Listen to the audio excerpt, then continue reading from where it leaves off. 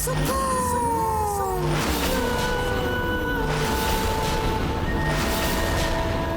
बस किसी तरह मैं ये लड्डू नहार को खिला दूं।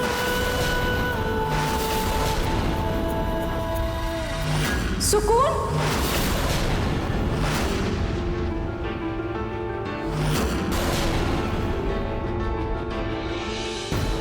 मैं ले आई। दिखाओ दिखाओ दिखाओ तो कहाँ चोट लगी।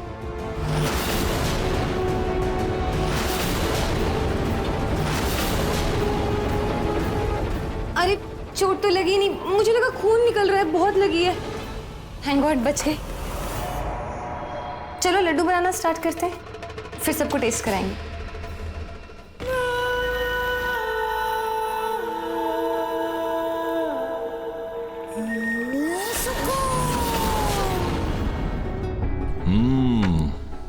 Very nice.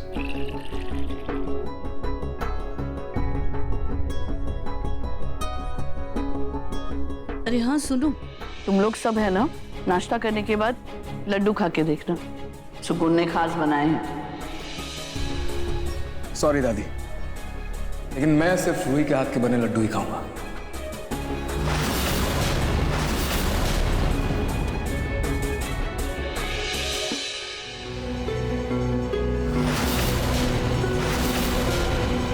अगर नहार सुकून के हाथों के बने लड्डू ही खाए तो कितना अच्छा हो।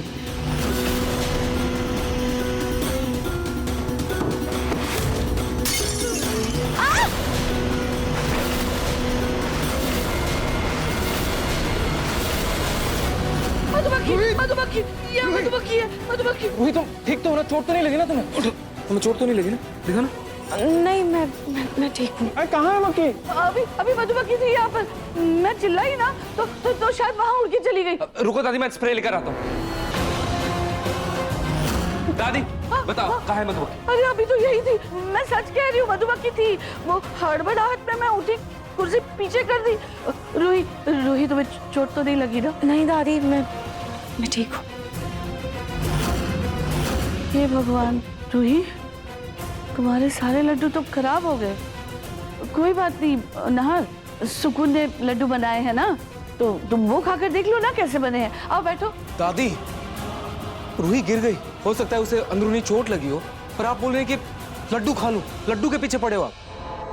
नहार जी मैं ठीक हूँ, आप लड्डू टेस्ट करके बताइए ना, तब तक मैं ये सब साफ कर लेती हूँ। नहार देखो ना बेटा, उसने इतने प्यार से सबके लिए लड्डू बनाए, एक तो खा के देख लो। आओ बैठो यार। लड्डू तो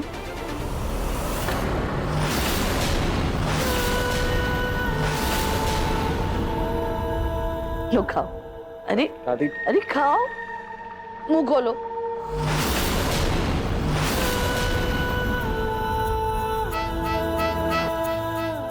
वाह, बुढ़िया है तो मेरे फायदे की, इसने मेरा काम आसान कर दिया।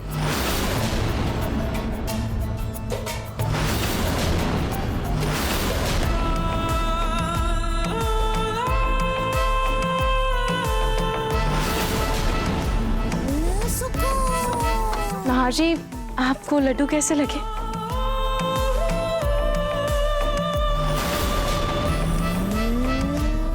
ये लड्डू तो बहुत ही अच्छा है रूही, तुम्हारे हाथ के बने लड्डू से लाख गुना बेहतर है। बहुत ही अच्छा है, ऐसा लग रहा है जैसे जिसने भी बनाया है उसके हाथ में जादू है।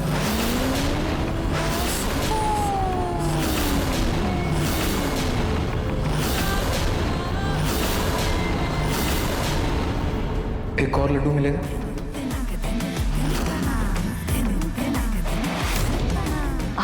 हाँ बेटा, तुम ये सारे के सारे ले लो, सारे लड्डू खा लो। हाँ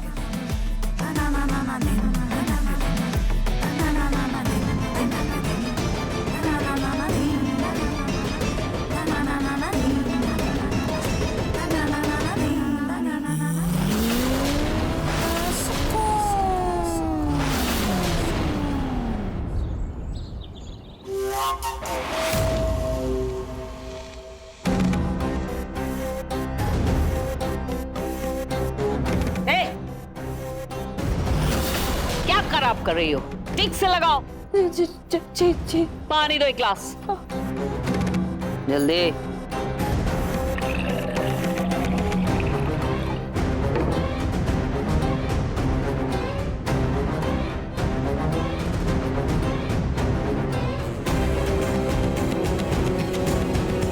ये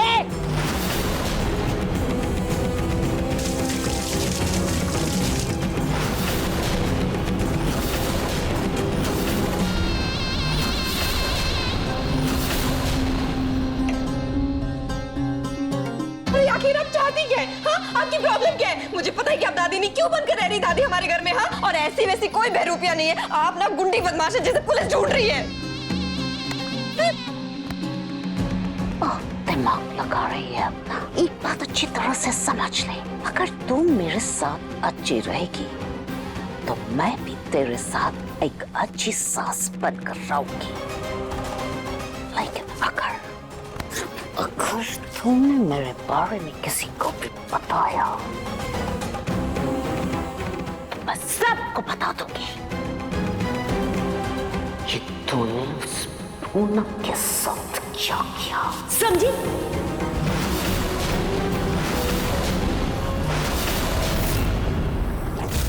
अच्छा हुआ नाहर जी, आपको लड्डू पसंद आए। पसंद आए? बहुत पसंद आए। मैं तो ये कहूंगा रूही कि लड्डू कैसे बनाना है ये तुम सुकून से सीखो।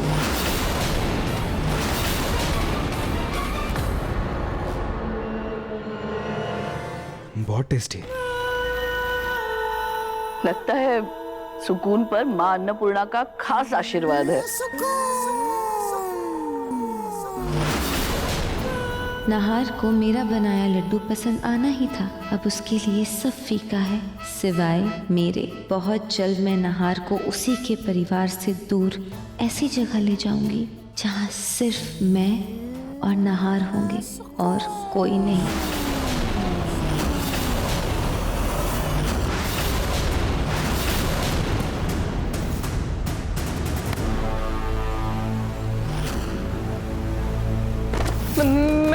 मैंने क्या किया? मैंने कुछ भी नहीं किया। मैंने क्या किया? तेरी इस बात पर यकीन कौन करेगा? अगर मुझे जेल भेजने के बारे में सोच रही है ना, तो अपना बोरिया बिस्तर भी बांध लेना। जब तेरे पति को ये बात पता चलेगी कि तुमने उसकी प्यारी दादी के साथ क्या किया है, तो तुम्हारी शक्ल भी नहीं देखना चाहेगा। और तुम्हारे दादा ससुर, जब उनको पता चलेगा कि उनकी प्यारी सी पूनम जी को तुमने ऊंचाई से खाई में गिराकर ऊपर पहुंचा दिया, तो वो तुम्हें जेल भेज देंगे। इसलिए मेरी जान, वहां तो हम दोनों का साथ होगा मेरी जान, जेल के अंदर।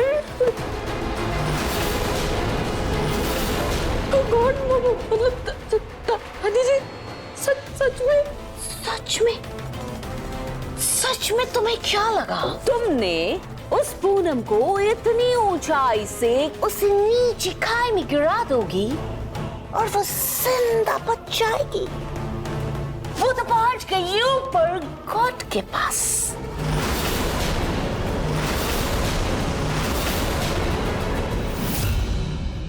नाहर जी, नाहर जी, आपका वॉलेट रह गया। नाहर जी सुन क्यों नहीं रहे? नाहर जी, आपका। हाँ बोलिए ना। क्या? ओके, मैं आपसे बाद में बात करता हूँ।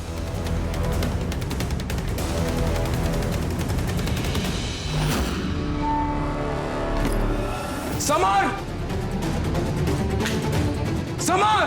हाँ जी, क्या हुआ? आप इतना चिल्ला क्यों रहे हैं? क्या बात है? समर!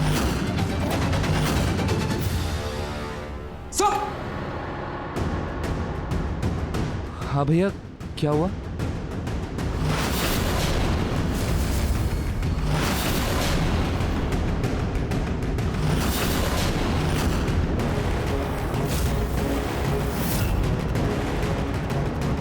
नार बेटा तो इतना गुस्से में क्यों है? क्योंकि ये समर किसी काम का ही नहीं। एक जिम्मेदारी दी थी मैंने तुम्हें, एक जिम्मेदारी सौंपी थी, वो भी तुमसे नहीं हो पाया। एक नंबर का नाकार है तू, एक नंबर का। भैया बात क्या है? बात क्या है?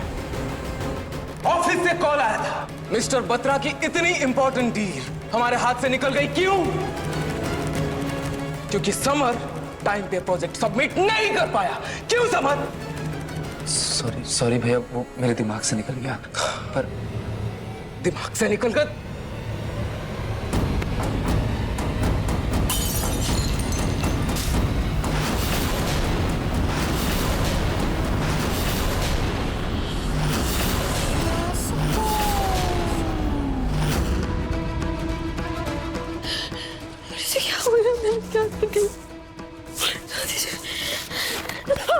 इसलिए मेरी जान, मैं जैसा जैसा कहती हूँ ठीक तो वैसा वैसा करो।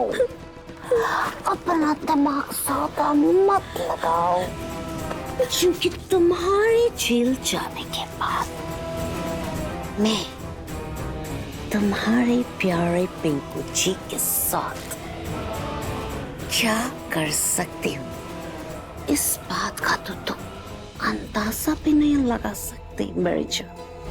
क्योंकि ये बात तुम अच्छी तरह से जानती हो कि मैं किसी को भी अपने रास्ते से हटाने की ताकत रखती हूँ।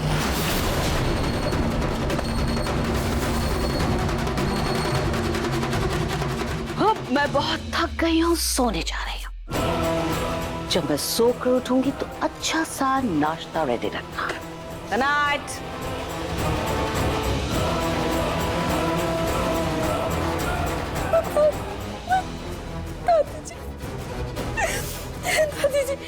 दादी जी, मैंने दादी जी को मैंने मार दी।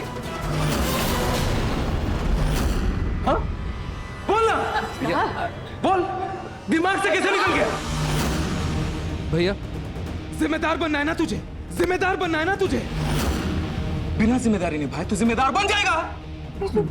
बोलना। एक प्रोजेक्ट दिया था तुझ पर भरोसा करके, किसे संभाल ले, लेकिन वो भी नहीं हो पाया तुझसे। अपनी बेवकूफी और लापरवाही से उसको भी गवा दिया तूने। सारी मेहनत पर पानी फेर दिया तूने। क्या क्या सुनूं मैं? बोलना। घर में सिर्फ बैठ के खाने पीने की आदत पड़ चुकी है तुझे। वो देखा है, घर के कॉर्नर पर एक फर्नीचर पड़ा है, वो सोफा, वो भी कभी काम आ जाता है, लेकिन तू उससे भी ज्यादा यूजलेस है। नहार, बेवकूफ। नहार, क्या बकवास किए जा रहे हो? होश में तो हो। भूलो मत, समर तुम्हारा छोटा भाई है। हाँ तो छोटा भाई है तो क्या सिर पे बिठा लूं? सिर पे बिठा लूं उसे? छोटा भाई है, छोटा भाई है, छोटा भाई है, इसलिए तो आज तक सारी गलतियां माफ की है मैंने। कितने मौके दिए तुझे, तेरी सारी गलतियां संभाली, सुधारी, लेकिन क्या मिला? कोई फर्क नहीं पड़ता तुझे, कोई फर्क नहीं पड़ता। देख, एक बात मैं साफ साफ कह देता हूं, मैं अपना बना बनाया बिजनेस किसी नौसिखिए के हाथ नहीं सौंपने वाला। नहार, घोड़ों की रेस में मुझे गधे को दौड़ाने का कोई शौक नहीं है, समझा तू?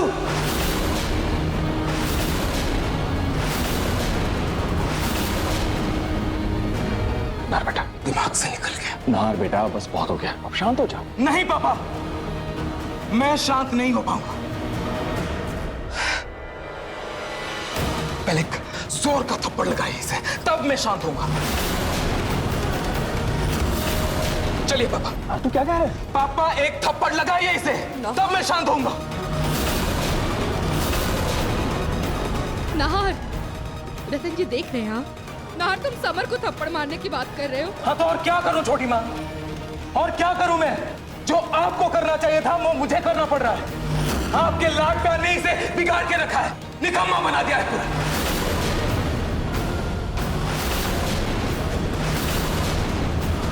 नहार, तुम्हारे पापा नहीं तुम एक जोर का तमाचा अपने भाई के मुंह पर जड़ दो।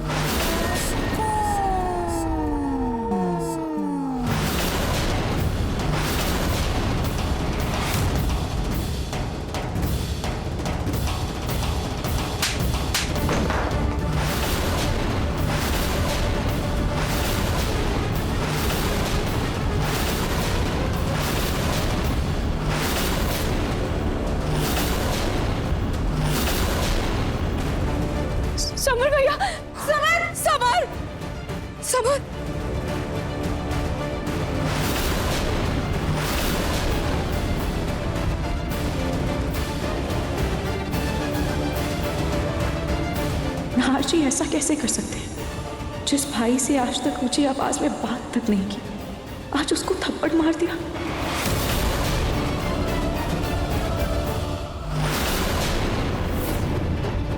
बस नाहर, ऐसा कौन सा करोड़ों का नुकसान हो गया जो तुमने समर को थप्पड़ मारा? देखो ना, इसके होंठ से खून निकल रहा है। नाहर, तुमने क्या किया नाहर? सॉरी छोटी माँ, बात यहाँ करोड़ों या लाखों की नहीं है। बात यहाँ है लापरवाही की, गैर जिम्मेदारी की, ना समझे की। पता नहीं इसका दिमाग कहाँ रहता है, काम में तो है ही नहीं, कभी सीरियस नहीं हुआ काम को लेकर। पता नहीं कहाँ दिमाग भटकता रहता है इसका।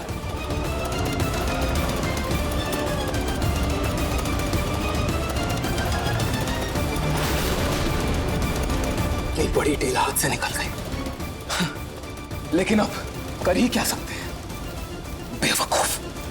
नाहर, नाहर जी,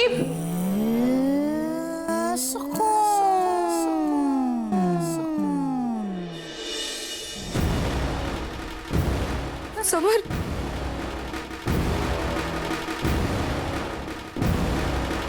हे भगवान, नाहर जी को अचानक क्या हो गया? क्या वो कॉन्ट्रैक्ट इतना बड़ा था कि उन्होंने अपने होश खो दिए? मुझे उनसे बात करनी ही होगी।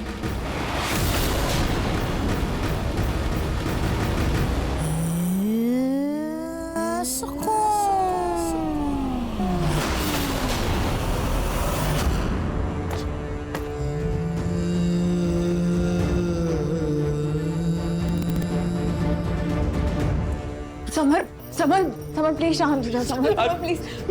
आज भैया ने सबके सामने मुझे थप्पड़ मारकर मुझे जलील किया, मैं कैसे शांत हो जाऊं जूही?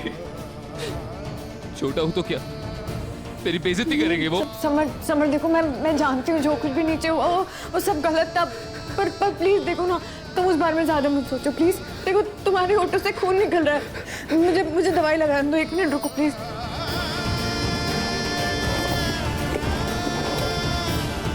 लो तुम दवाई। छोड़ दो प्लीज ये सब। समर, तुम जाओ प्लीज, तुम जाओ, मुझे अकेला छोड़ दो। वैसे मुझे इस चोट से ज्यादा फर्क नहीं पड़ रहा, उस चोट से बड़ा चोट मुझे दिल पे दी है।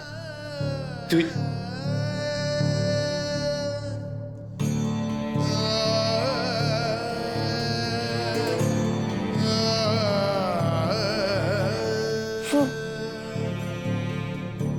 खुल गई आंखें।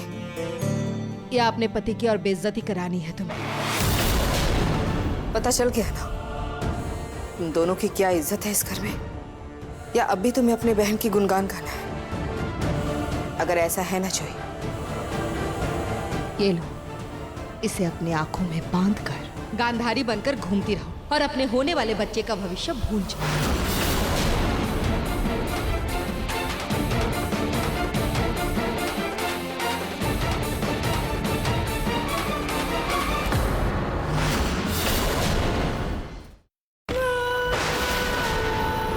जिंदा रहकर मैं जिस प्यार के लिए तड़पती रही, अब मेरी वो तड़प पूरी होगी। रूही की किस्मत में लिखे प्यार की हकदार मैं बनूंगी, क्योंकि नाहर अब सिर्फ मुझसे प्यार करेगा। पूरी जिंदगी अपने सांवले रंग के कारण मुझे बदनामी मिली, पति के सच्चे प्यार के लिए तड़पती रही। अब मेरी वो सारी अधूरी तड़प पूरी होगी।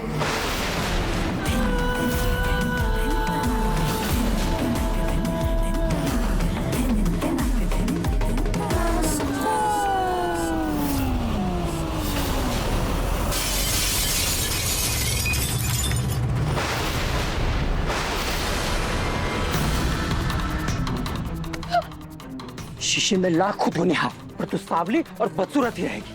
और ये खूबसूरत गुलाब तुम्हारे मनहूस चेहरे पर बिल्कुल नहीं जचता।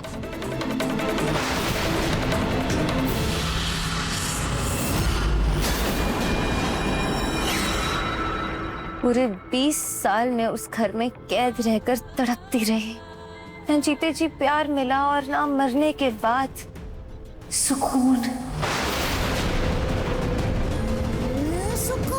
और फिर जब रूही और नाहर उस घर में रहने आए और रूही ने मेरी तस्वीर बनाई, तब मेरी रूह फिर से जिंदा हो गई।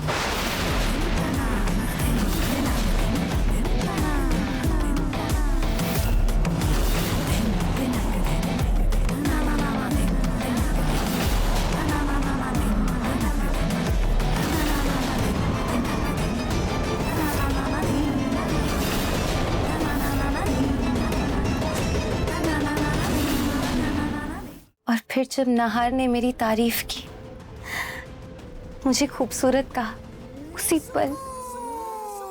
पल मेरे सच्चे प्यार की तड़प शांत हो गई। ऐसा लगा जैसे पूरी कायनात ने मेरे आंसुओं के बदले नाहार को मेरे पास भेजा हो, सच्चे प्यार के रूप में।